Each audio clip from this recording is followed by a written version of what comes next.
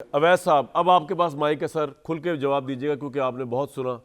मुझे पहला सवाल मेरा ये है कि जिस तरह नून लीग और पीपल्स पार्टी इस चीज़ पे इख्तलाफ उनका हज़ार हो, इस चीज़ पे वो एक पेज पे हैं कि इमरान खान साहब से जो वो समझते हैं कि मास्टरमाइंड थे 9 मई के, या इंतशार की सियासत या गालम गलोच की सियासत, उनसे तो मुज़ाकरात वो नहीं करेंगे। तो आपके लिए मुल्क की खातिर ये काबिल कबूल होगा कि इमरान खान साहब के बगैर पीटीआई की कोई क़यादत या कोई डेलीगेशन या पार्टी का कोई चैप्टर जो है वो इनसे मुज़ाकरात करे इलेक्शंस के लिए या दूसरे मामलात के लिए, नून लीग और पीपल्स पार्टी से? सर बिस्मिल्लाहिर्रहमानिर्रहीम। देखिए, ये बात ये है कि ये ऐसा नहीं है। ये सूरत हाल जो है बड़ी एक ऐसी इन्होंने फसाद दिखाए अवाम के सामने पेश कर रहे हैं कि जैसे बहुत दूध में नहाए हुए हैं, बहुत पाक साफ़ हैं, करप्शन से, बुराई से, एंटी नेशनल एक्टिविटी से इतने दूर हैं कि और इंसानी खून जो है वो उसको कभी इन्होंने देखा ही नहीं है, बहुत एहतियात की है। बंदा पूछे इनसे कि आपने मॉडल टाउन का वाक़या जो हुआ उसमें 14 लाशें आपने गिरा दी, 100 ज़ख्मी कर दिए आपने। उससे पहले आपने सुप्रीम कोर्ट पे हमला किया, सबसे बड़ा इंस्टीट्यूशन इस मुल्क का जो है आइन के अंदर, उसके ऊपर जिस तरीके से जिस वाशियाना अंदाज में हमला किया गया, उसके बाद आपके मुँह से ये मुनासिब लगता है कि आप ये कहें कि जी हम तो इमरान खान से बात करने को तैयार नहीं है क्योंकि जी वो 9 मई का वाक़या हुआ है।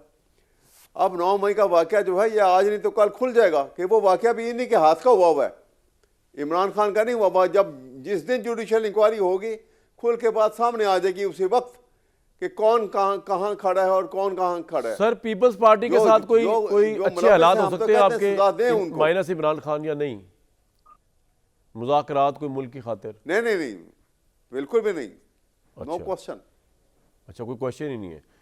तो अवैध साहब, इसका मतलब ये हुआ कि मुज़ाकरात तो है जी नवाज शरीफ को, इमरान खान को माइनस करके सवाल ही पैदा नहीं होता। अच्छा। बिल्कुल भी नहीं है वो, ये तो क्वेश्चन ही राइज नहीं होता। और ये एक ऐसा नेम एक्सक्यूज है, ये किंग पार्टी बनी हुई है। मेरी बात सुनिए, मैं आपको एक बात बताऊं आपको। अच्छा, एक बात तो ये आपकी इको बड़ी आ रही है, मेरे लिए बड़ी प्रॉब्लम आ रही है। आपकी आवाज क्लियर आ रही है, आप बोलिए। लेकिन यहाँ मुझे इतनी आती है जोर से। अच्छा, मैं आपको बताऊं कि देखिए, ये किंग पार्टी जो है ना, जी, ये किंग पार्टी हमेशा बनती आई है।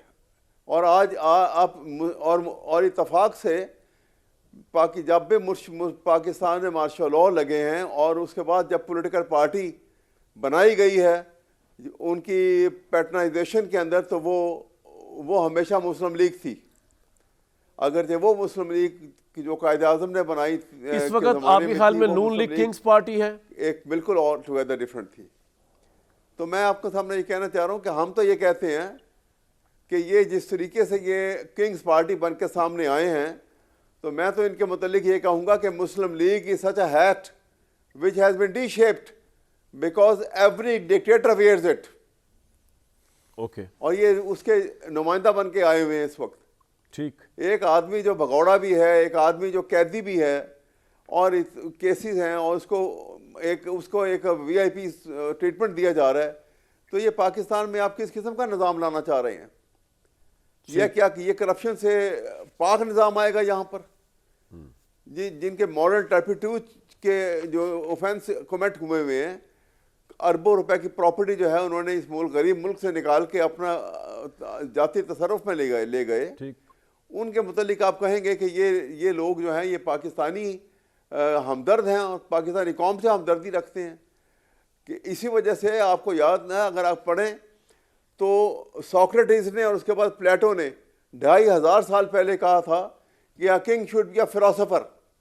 बिजनेसमैन को किंग बनाओगे तो वो बिजनेस के एक्सपेंशन के लिए पॉलिटिकल पावर एक्वायर करेगा और उसकी ही has nothing to do with the people of the country. तो वैसे ये तो क्लियर हो गया कि आप नून लीग के साथ तो जाने वाले नहीं है किसी भी अलायंस में।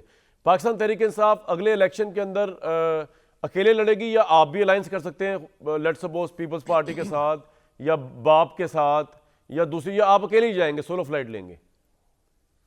नहीं, देखिए डायनामिक्स ये, मैं देखिए I am not in position to say yes और नो, लेकिन ये डायनामिक्स है ना, डेवलप होते हैं। ठीक। बिल्कुल ठीक।